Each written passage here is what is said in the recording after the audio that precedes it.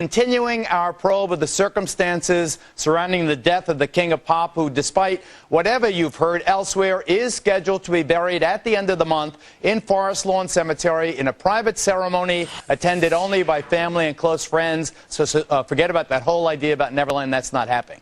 Our focus, though, remains on the criminal probe of Michael's house, Dr. Conrad Murray, shown here, and others, and on the massive wrongful death action the estate may be filing against people the family feels responsible for cutting off Michael in the last weeks and months of his life. And in that regard, as millions of dollars continue to pour into the Jackson estate.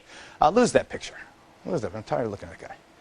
All right. One character who continues to pop up in our investigation is a mystery advisor named Dr. Tume. Here's Craig's report. Was it your opinion that Michael Jackson was ever physically able to conduct those concerts in London? No, we never felt that he would be able to make more than a couple shows in London, if any of the shows in London, which is why our deal was so tailored for Michael. Patrick Alaco is a New Jersey-based concert promoter who spent the last 10 months trying to book Michael Jackson for a one-night gig.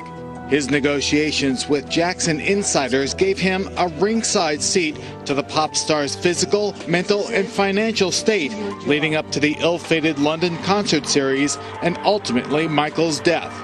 Is there a villain in this real-life melodrama? Alaco thinks so. In your dealings, you were exposed to different people around Michael, including his then financial advisor, Dr. Tome. Tell me about his relationship with Michael. Did he know that Michael was having problems getting prepared for any concert? Yes, everyone around the inner circle of Michael knew that there were difficulties, there were missed rehearsals, there was erratic behavior on the part of Michael in terms of his dedication to the project.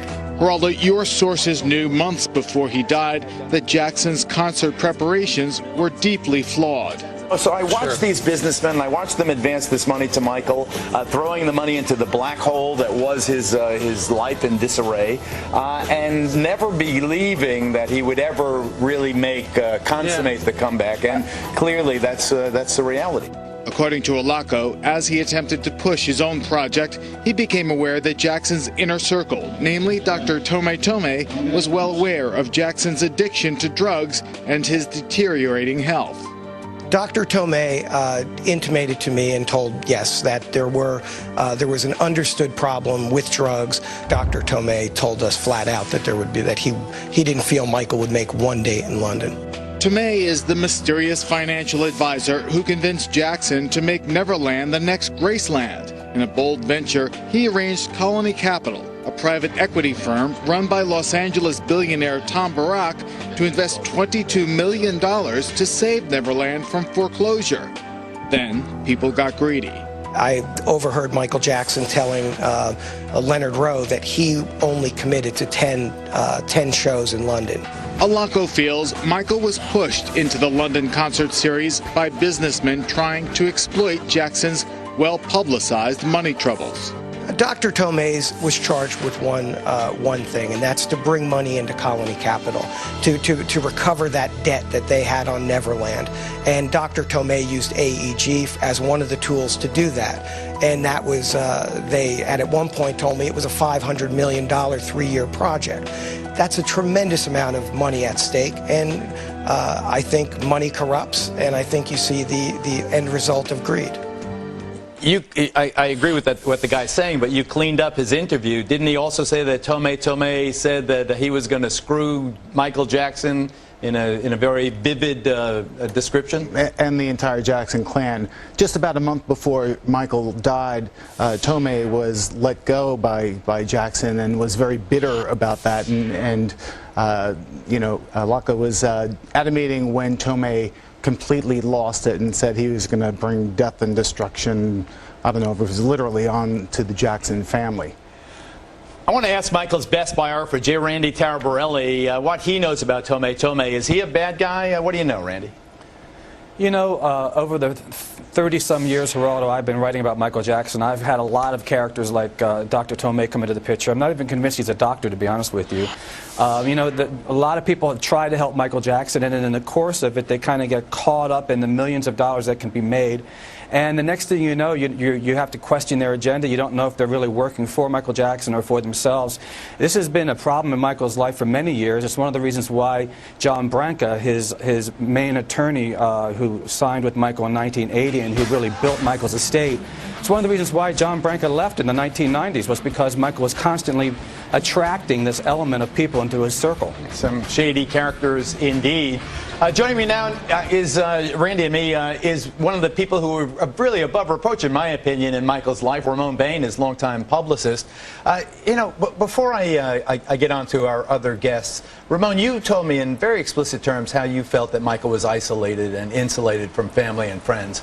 Whether that was Michael's choice or the people manipulating Michael, one thing that's at odds right now is whether or not Michael Jackson's will, in which he gave the trustees control of the estate rather than his mother Catherine, was signed when he really understood what was going on. And did he really want that will, which he signed in 2002, to be his last will and testament? Well, I know this, and truthfully speaking, after the second settlement agreement with Debbie Rowe in early 2007, I asked Mr. Jackson if he had a will. And I would not have been responsible as general manager had I not, because this was a major legal effort, having taken several months.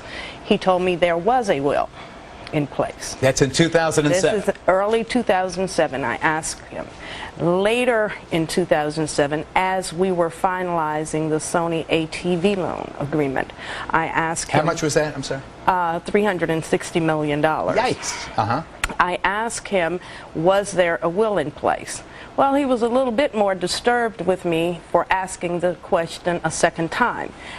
He was so adamant on the fact that there was a will that I realized that not only was he aware of a will, but he was very comfortable with the decisions he had made regarding it.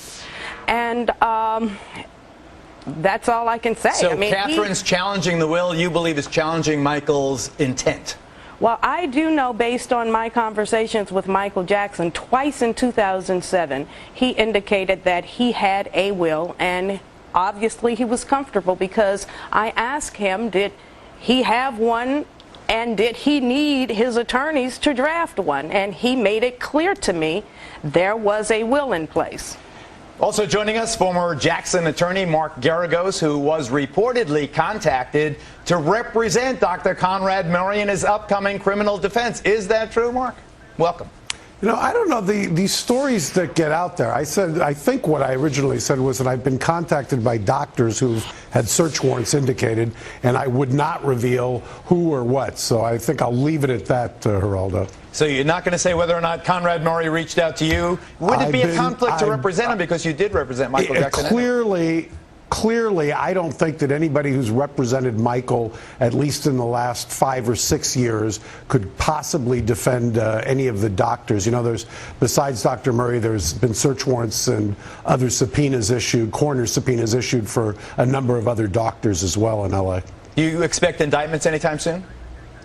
I actually am hearing that the DA's office is still discussing hot and heavy right now whether they are going to proceed, and I'm hearing that it's going to be sooner rather than later. And Kimberly, from that office, yeah, yes. LADA's office there in the trial division, and my sources at the LADA's office said that this is going to be big, it's going to be powerful, it's coming soon, and do expect indictments, and they are going after anybody that had any culpability with respect to his death. Do your sources indicate that anyone other than Conrad Murray will be indicted? The scope is not limited to Dr. Murray, so expect that other people are going to go down with this, and very soon, and they should. They should.